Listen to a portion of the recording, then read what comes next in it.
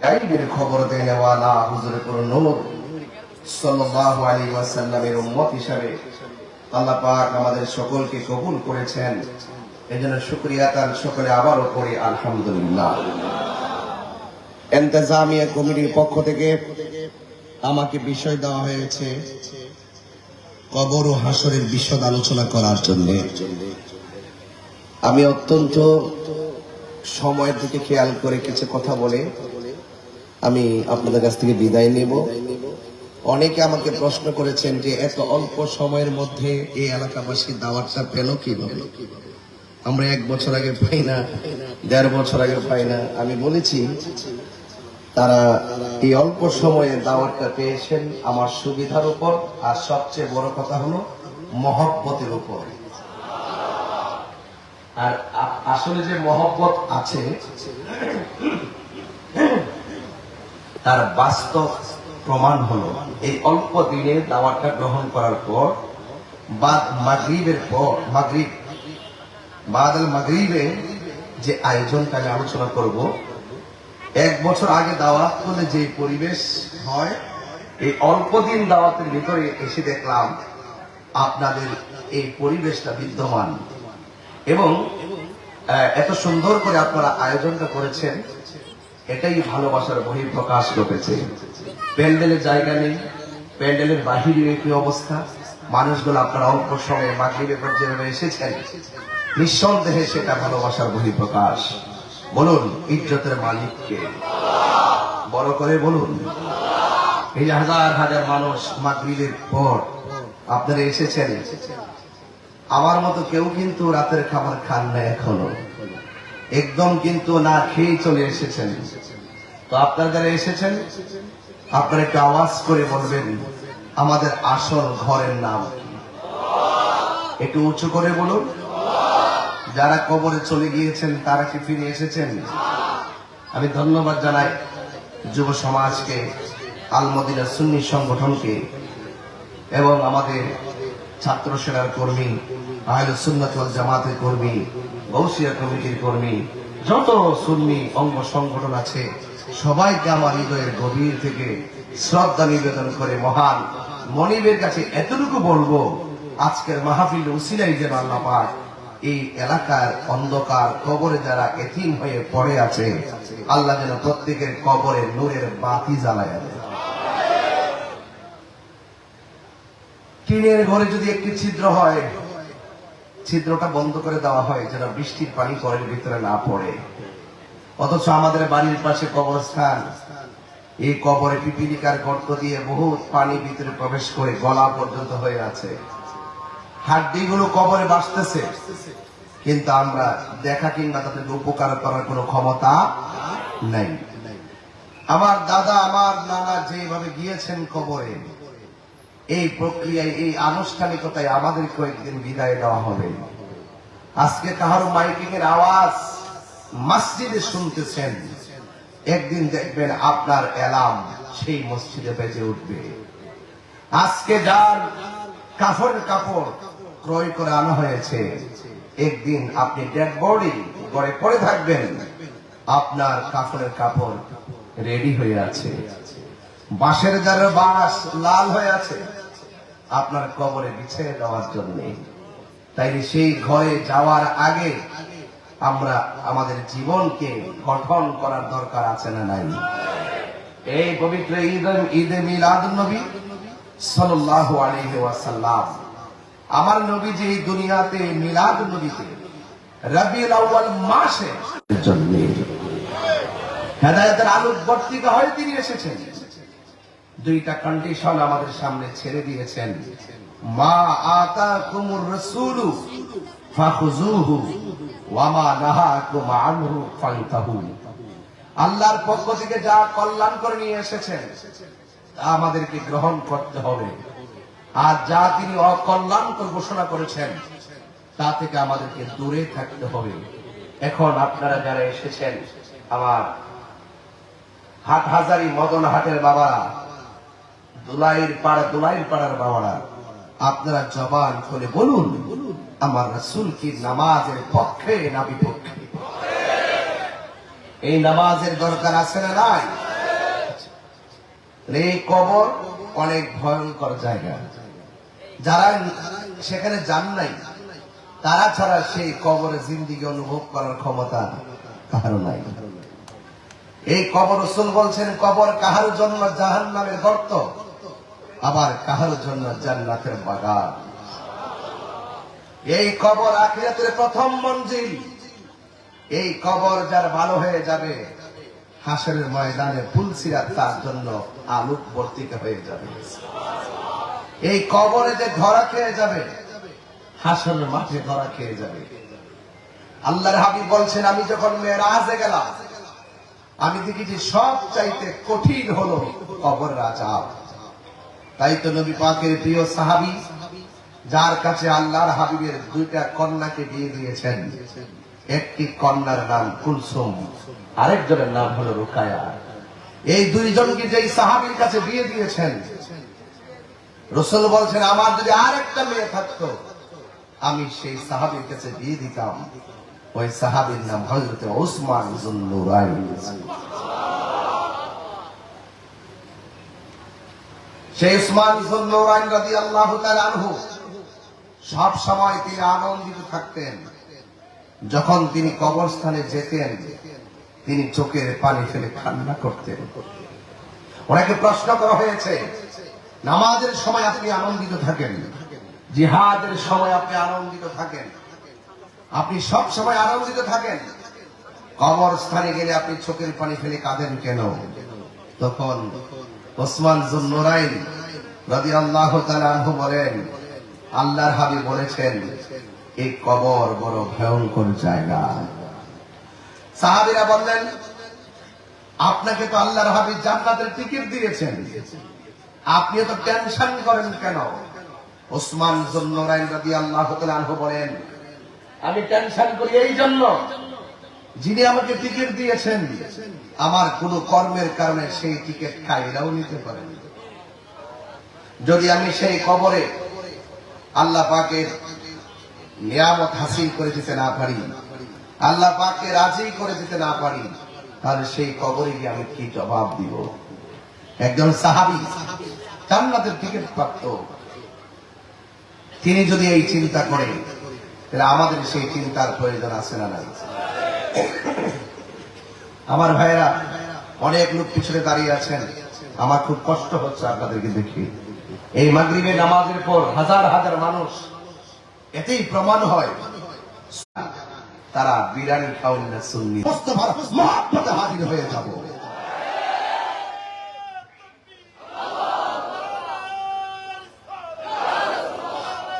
মহব্বত কথা বলে ঠিক কিনা? তাহলে সুন্নিরা মানে নবী প্রেমিক। সুন্নিরা মানে কি? সুন্নি মানে নবী প্রেমিক। একরামের দিওয়ান করা হবে, সেই জায়গা থেকে আমরা হাসরের ময়দানে উঠতে হবে। আল্লাহ রাব্বুল আলামিন কুরআন উখরা, এই মাটিতে যাওয়ার আগে, এই কবরে যাওয়ার আগে আমাদেরকে নামাজি হতে হবে। এই কবরে যাওয়ার আগে আমাদেরকে এই জন্য আমার যুবক অ্যালার্জি শুরু হয়ে যায়, চুলকানি শুরু হয়ে যায়। এই জন্য ওই সমস্ত নামধারী মুসলমানরা সমাজের দুশ্মন কথা বলেন। আমার ভাইরা, কবরে নবীর ছবি নাকি নবী? আরো বড় করে বলুন, কবরে কি ছবি না নবী? ওই দিন দেখলাম এত বড় দাড়ি নিয়ে মাথার মধ্যে রুমালটা ফেলে আমার মতের স্পিকার ধরে ধরে বলতেছেন, কবরে নাকি নবী আসার কোনো ক্ষমতা নাই, কবরে নাকি ছবি দেখানো হবে। বলতে বলতে এমন বলতেছে যে বাংলাদেশ তো দূরের কথা, নবীর রওজা মুবারকের পাশে গিয়েও যদি নবীর সালাম দেয়, আমার নবী নাকি শোনার ক্ষমতা নাই। এখন হাট হাজারের মানুষ, আপনারা জবান খুলে বলুন, মদন হাটের মানুষ, আপনারা জবান খুলে বলুন, আমার নবী এই হাট হাজারের দিকে দুরূদ শরীফ পড়লে, সালাম দিলে আমার নবী শোনার ক্ষমতা আছে না? নবীকে ক্ষমতা দিয়েছে কে? শিফা শরীফের হাদিস আমার নবীজি বলেন, আল্লামা কাজী আয়াজ রাহমাতুল্লাহ আলাইহি তার শিফা শরীফের মধ্যে চমৎকার ভাষায় হাদিস মোবারক এনেছেন। যারা ইশকের সাথে মহব্বতের সাথে যত দূর থেকে আমার নবীর উপরে দুরূদ শরীফ পড়ে, আমার নবী শুধু তার দুরূদ শুনে না, তার বাপ দাদা 14 গোষ্ঠীকে আমার নবী চিনে। আরে হাত তুলে কোনো ইয়া রাসূলুল্লাহ বলেন না কেন? নবীকে সেই ক্ষমতা দিয়েছে কে? ইন্না দুআ মাওকুফুন বাইনা সামাই ওয়াল আরদ লা ইয়াসআদু মিনহু শাই হাত্তা তুসাল্লি আলা নবী সাল্লাল্লাহু আলাইহি ওয়াসাল্লাম। পৃথিবীর কোনো ইবাদত আল্লাহর কাছে পৌঁছে না, সমস্ত ইবাদত আসমান এবং জমিনের মাঝে ঝুলন্ত অবস্থায় থেকে। লা ইয়াসআদু মিনহু শাই, এমন কোন শক্তি নাই যে দোয়াটা আল্লাহ পর্যন্ত পৌঁছাবে। হাত্তা তুসাল্লি আলা নবী সাল্লাল্লাহু আলাইহি ওয়াসাল্লাম, যখন বান্দা যখন আমার নবীর উপরে দুরূদ শরীফ পড়ে, আমার আল্লাহ রাব্বুল আলামিন নবীর দুরূদের উসিলায় তার আমলনামা আমার রবের দরবারে কবুল পর্যন্ত পৌঁছে যায়। এই জন্য আমার যুবক ভাইরা, কবরের নবী না ছবি? আরো বড় করে বলুন। বাহিরে বাবার আপনারা বলুন, হাত তুলে বলুন, সবাই মিলে বলুন।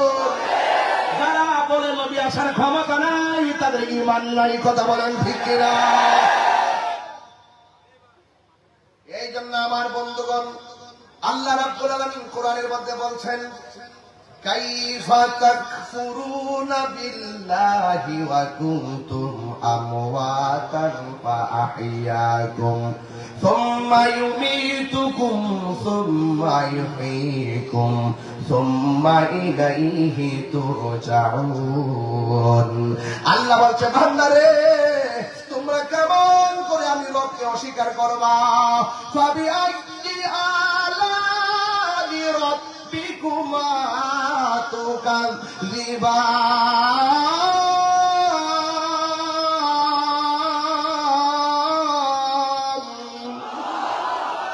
তুমি তোমার রবের কোন কোন নিয়ামতকে অস্বীকার করবা? জবান খুলে বলে, নির্জীব শরীরটার ভিতরে জীবন দিয়েছেন কে? শুকনা দেহের ভিতরে আমার আল্লাহ রাব্বুল আলামিন এত সুন্দর প্রাণ সঞ্চার করেছেন।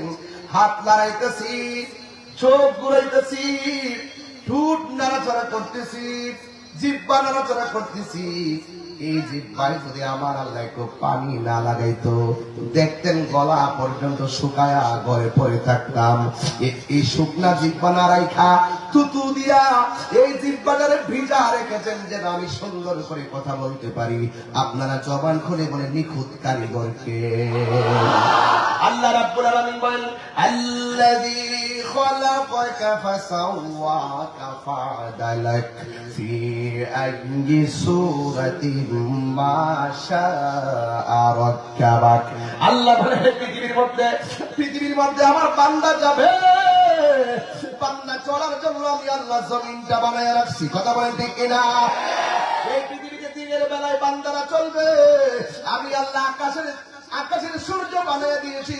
দুনিয়ার জমিনে মানুষ দিনের বেলা চলার জন্য, রাতের বেলা ঘুমার জন্য আমি আল্লাহ রাব্বুল আলামিন স্নিগ্ধ আলো দিয়েছি, আধার করে দিয়েছি। এই আলো বাতাস চাঁদ সূরজ কিছুই হতো না যদি আমার নবী এই রবিউল আউয়াল মাসে দুনিয়াতে শুভ আগমন না করতে।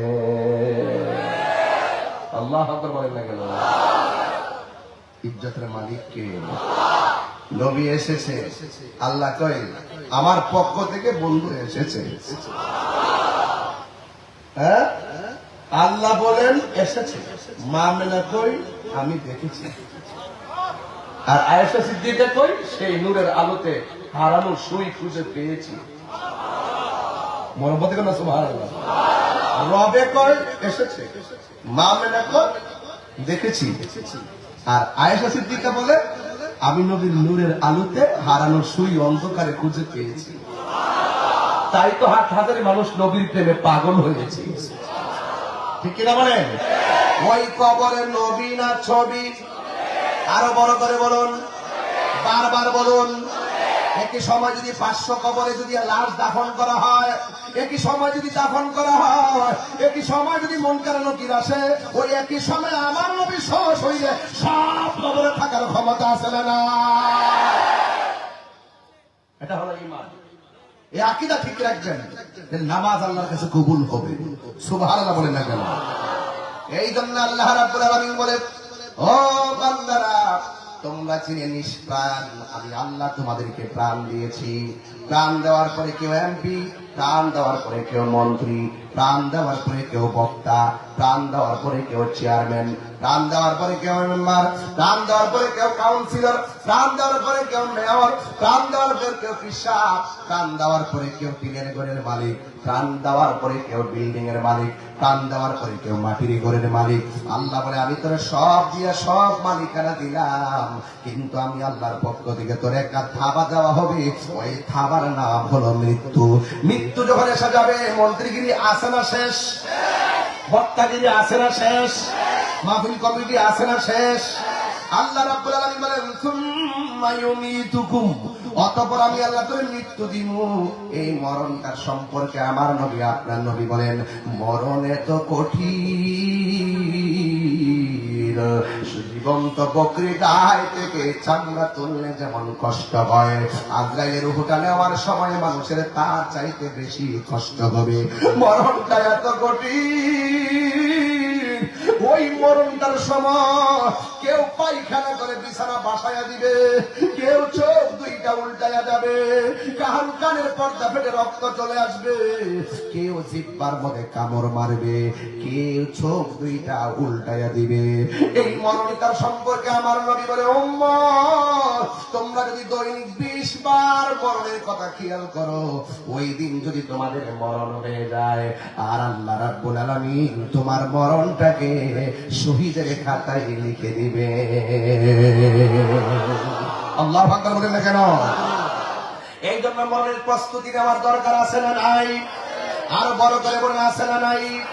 হে যুবক ভাইয়েরা আমার, অনুরোধ করে বলি, পায়ে হাত রেখে বলি, এই মরণ আসার আগে নামাজের দরকার আছে না নাই? আল্লাহর হাবিব বলে আমি যখন মেরাজে গেলাম, আমি দেখলাম কবরে অনেক লেভেলের আযাব আছে। সবচাইতে ভয়ঙ্কর আযাব হলো বেনামাজির আযাব। কারণ বেনামাজিকে যখন কবরে নামায়া দেওয়া হবে, ডান পাশের মাটিগুলো এক প্রান্তে চলে যাবে রে মদন হাটের বাবা, আর বাম পাশের মাটিগুলো আরেক প্রান্তে যাবে রে হাট হাজারের বাবা। দুই দিকের মাটি তোমার আইসা এমন দূরে তোমার চাপা মারবে, ডান পাশের হাড্ডিগুলো বাম পাশের হাড্ডির ভিতরে ঢুকে যাবে। 3 বার করে আল্লাহু আকবার। এই কান্নার আওয়াজ পৃথিবীর কোন মানুষের কানে লাগবে না। গরু ছাগল চতুষ পর্যন্ত এই কান্নার আওয়াজ শুনবে। মানুষ যদি শুনত তাইলে মানুষের কানের পর্দা কেটে মারা যাইতো। এই জন্য আল্লাহ কয় সুম্মা ইউমীতুকুম, অতঃপর আমি আল্লাহ তোরে মরণ দিব। শুধুমাত্র মরণ দিবি সব শেষ না, আল্লাহ কয় সুম্মা ইউহয়ীকুম, অতঃপর আমি আল্লাহ মরণ দেওয়ার পর একটা ঘরের মধ্যে নিয়ে যাবো, যেখানে ডানে মাটি বামে মাটি উপরে সানি নিচে মাটি, এক রঙের কাপড়, সেই কাপড়ের রং কিরে বাবা। আবার একটা ঘর, সেই ঘরের নিচের জায়গাটা কি টাইলস না মাটি। এই ঘরে এমপি যেই কাপড় পরে যাবে, একটা অটো রিক্সাওয়ালাও সেই কাপড় পরে যাবে। ঠিক কিনা বলেন? আরবি মারাহা, জমিনের মধ্যে অহংকার করে চলা যাবে না। ইন্নাল্লাহা লা ইউহিব্বুল মুতাকাব্বিরিন, আল্লাহ রাব্বুল আলামিন অহংকারকারীকে ভালোবাসে, আরো জোরে ভালোবাসে। এই জন্য দুনিয়ায় নরম ভাবে থাকবেন, দেখবেন সম্মান আপনার বেড়ে যাবে। কথা বলেন ঠিক কিনা? আপনি তো অহংকার করবেন, আরে বাবা তোমার কামিল পাশে সার্টিফিকেট আছে, তুমি বড় মাদ্রাসার মুহাদ্দিস হতে পারো, তুমি মাদ্রাসার প্রিন্সিপাল হতে পারো, আর আমি হতে পারি, আপনি হতে পারেন, কিন্তু আপনার অহংকারে কোনো সুযোগ নাই। কারণ বড় সার্টিফিকেট দিয়ে আল্লাহর ওলি হওয়া যায় না। ওলি আল্লাহ হইতে গেলে মহব্বতের প্রয়োজন হয়। এরকম এই যে আমার সামনে যারা বসে ওয়াজ শুনতেছে, এমন খবর নিয়ে দেখেন, লোকটা অটো চালাই, সিএনজি চালাই, রিক্সা চালাই, কিন্তু তার এমন কিছু আমল আছে আমি ফাকরিওয়ালা সেই মালিককে রাজি করতে পারি নাই। কিন্তু ওই পাগলটা রাতের অন্ধকারে তাহাজ্জুদের নামাজ পড়ে আমার আল্লাহরে কয় গুনার বোঝা মাথাইলো ইয়া কান্তেছি, বলেন গোনার বোঝা রোজা মা ও আমরা কান্তেছি মাফ করে দাও মাবুদ আল্লাহ লাগি মাফ করে দাও মাবুদ আল্লাহ এখন না বন্দনাই বান্ধব নাই রে যে জায়গায় সেই জায়গার বন্ধু নবী মুস্তাফার সেই জায়গার বন্ধু নবী মুস্তাফায় এত মায়া করতে যেদি আমরা সংসারে কন্যা আল্লাহ আমার দিলটা নরম করে বলেন না আল্লাহ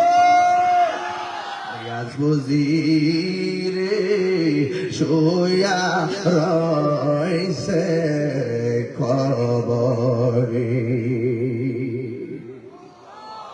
আমার যুবক বাইরে কি ভাষায় ওয়াজ বোঝাবো এই জন্য আমার নবী আপনার নবী রহমাতুল লিল আলামিন বলেন আমি যখন মেরাজে গিয়েছি আমি দেখলাম মেরাজের ভিতরে আমি দেখলাম আমার আল্লাহ আমারে অনেকগুলো আযাব দেখাইছে গো আমি দেখেছি সব চাইতে বড় আযাব হলো বেনামাজির আযাব বেনামাজির আযাব বেনামাজির আযাব এই জন্য আমার নবী বলেন বেনামাজির দুই পাশের মাটি এমন জোরে চাপা দিব বেনামাজি কবরে এমন জোরে একটা চিৎকার মারব রে বাবা এই কান্নার আমার যদি হাট হাজারি মতন হাটের মানুষের কানের মধ্যে লাগতো ওই কানের পর্দা ফাইটা রক্তক্ষরণ হইতে হইতে লোকটা মারা যাইত দুইটা জাতি সারা সবাই কান্নার আওয়াজ শুনে দুইটা জাতি কারা জানেননি এক নম্বর হলো মানুষ আর এক নম্বর হলো জিন এই দুইটা জাতি কবরের কান্নার আওয়াজ শুনবে না কেন জানেননি জিনেরও হিসাব হবে মানুষের হিসাব হবে আমার আল্লাহ বলেন ওয়ামা খালাকুতুল জিন্না ওয়াল ইনসা ইল্লা লিয়াবুদুন আমি আল্লাহ মানুষ এবং জিন জাতি বানাইছি একমাত্র আমি আমার ইবাদত করার জন্য এই জন্য যুবক ভাইরা আমার মানুষ শুনবে না এ আমার যুবক ভাইরা আমার নবী আপনার নবী রাহমাতুল লিল আলামিন বলেন এই কবর বড় সাংঘাতিক জায়গা আবার বেনামাজি হইয়া গেলে কবরের ভিতরে জাহান্নামের আগুনের উত্তাপ দেওয়া হবে দুনিয়ার আগুন যত গরম এর চাইতে 70 গুণ গরম হবে সেই পানি সেই এই তাপটা এই জন্য আমিও সহ্য করতে পারবো না আপনিও সহ্য করতে পারবেন না এক যুবক তুমি বয়সের তাপে পড়ে মোবাইল বলে জীবনটারে শেষ করে ফেলাইতেছ না না না মোবাইল দিকে তাকাইতে তাকাইতে তোমার চোখের পাওয়ার চলে যাচ্ছে কিন্তু তুমি মোবাইলটারে ভালো হতে ব্যয় করতে পারলা না তুমি হয়তো মোবাইলের পাল্লাই পরে ওই আসল কথা বলে গেছো এই চোখটা এত দামি এই চোখ দিয়ে আমার নবীর দেখার সুযোগ আছে না নাই জালালউদ্দিন সুয়ুতি কয়েকটা শান গাইতাম রে বাজার কয়েকটা নাতরা সুজি বলবো ইনশাআল্লাহ আপনারা আমার সাথে মন খুলে খুলে পড়বেন দেখবেন আমার নবী খুশি হয়ে গেলে তো আমাদের জীবন ধন্য হয়ে যাবে ঠিক কি না বলে জালালউদ্দিন সুয়ুতি হাত তুলে খুশি হব ইনশাআল্লাহ জালালউদ্দিন সুয়ুতি ৭৫ বার দেখলো নবীজি জালালউদ্দিন ৭৫ বার দেখলো নবীজি এতবার দেখিয়া নবী এতবার দেখিয়া নবী জ্বালা তাহার মিটে না মদিনা আয়াসে কমমিনে অনেকের হাত ধরে রেখো বাবা একটু নবীর দেখাই দেন না পতাকা বানায়া মদিনা মদিনা আসে কমমিনের ঠিকানা দিদার চেয়ে কাঁদো তোমরা হও না নবীর দিওয়ানা মদিনা মদিনা আসে গো মুমিনের ঠিকানা বলুন মদিনা মদিনা আসে গো মুমিনের ঠিকানা নবীর প্রিয় সাহাবী হযরত আবু বকর সিদ্দিকী নবীর প্রিয় হযরত আবু বকর সিদ্দিকী ভালোবেসে শুইল পাশে ভালো সে যাইয়া দেখো মদিনা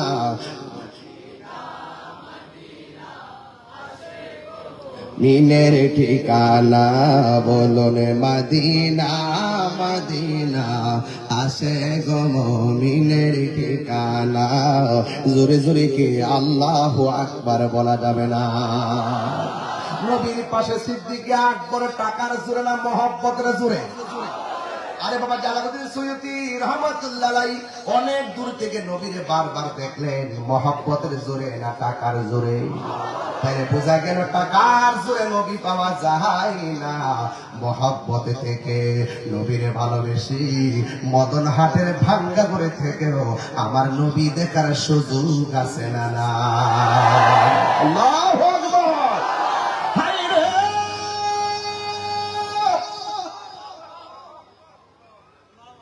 ও যুবকের দল কি ভাষায় কথা বলবো আপনারা জবান খুলে বলুন ওই কবরে যাওয়ার আগে নামাজের দরকার আছে না নাই আর জোরে কোন আছে না নাই এমন ভাবে নামাজ পড়ো যেন আপনি আমার আল্লাহকে দেখতেছেন আর যদি আল্লাহকে না দেখতে পারেন এই বিশ্বাস করবেন আমার দেখতেছে একজন জবান খুলে বলেন তিনি কে আল্লাহ দেখে কি দেখে না গো এই জন্য আমার আল্লাহ বলেন ও পৃথিবীর মানুষ আমি আল্লাহ পৃথিবীর সুন্দর করে সাজাইছি আর তোর চেহারাটাকে ফালাক্ত দিয়া দাইয়া আমি আল্লাহ নিজের হাত দিয়া বানাইছি দেখেন আমার নাকের সঙ্গে ভাইয়ের নাক মিলে না আমার চোখের সঙ্গে আপনাদের চোখ মিলে না চেহারা ঠিকই আছে দাঁত ঠিকই আছে জিহ্বা ঠিকই আছে চোখ ঠিকই আছে চুল ঠিকই আছে দেখবেন হিসাব মিলে দেখবেন কোনো না কোনো দিকে একটু না একটু ডিফারেন্স আছেই আছে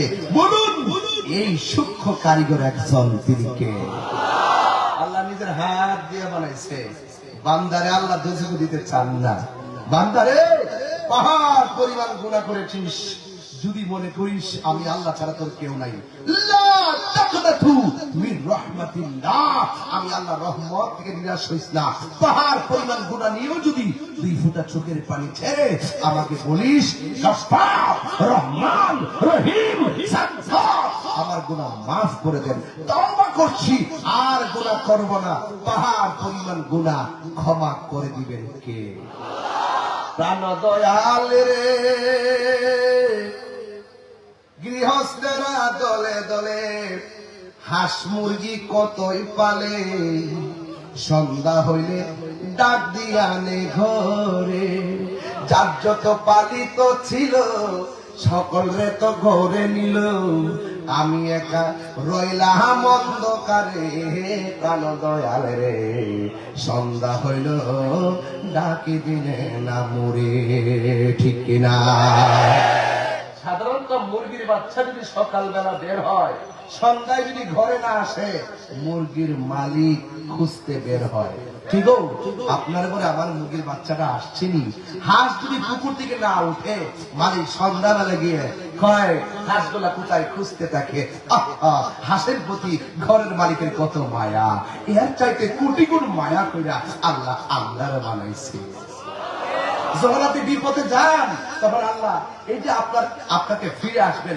আপনি ফিরে আসবেন বলেই রব বলেছে লা তাকনাতু মির রাহমাতিল্লাহ আমার রহমত থেকে নিরাশ হইস না আমার কাছে চাইলে আমি খুশি না চাইলে বেজার দেওয়ার মালিক আমি আল্লাহ আরো বড় করে বলেন না সুবহানাল্লাহ প্রাণ দয়াল রে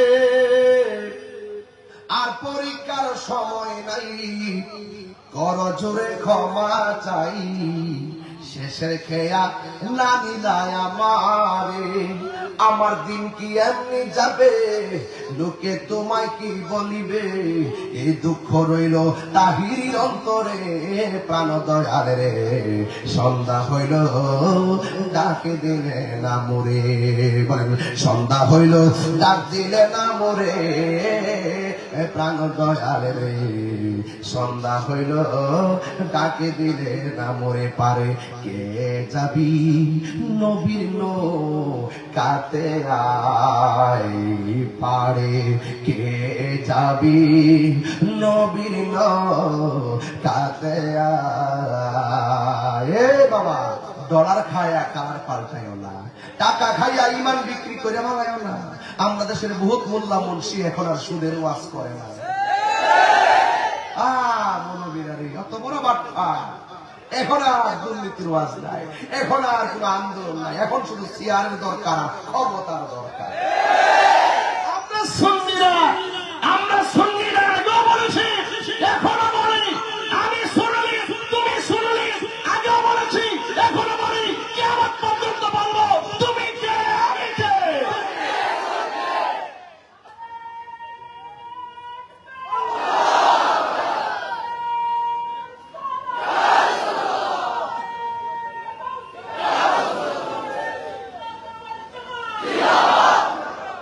কথা কি পরিষ্কার?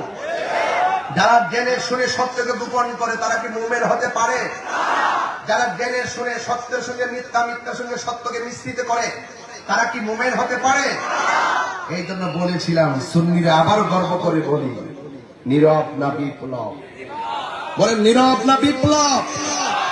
আমরা এই চেয়ার প্রতি রাত্রেই পাই, কিন্তু আমরা মনে করি পৃথিবীর সব কিছুর চাইতে ইমান বড় দামি। সব ছেড়ে দিব কিন্তু ইমান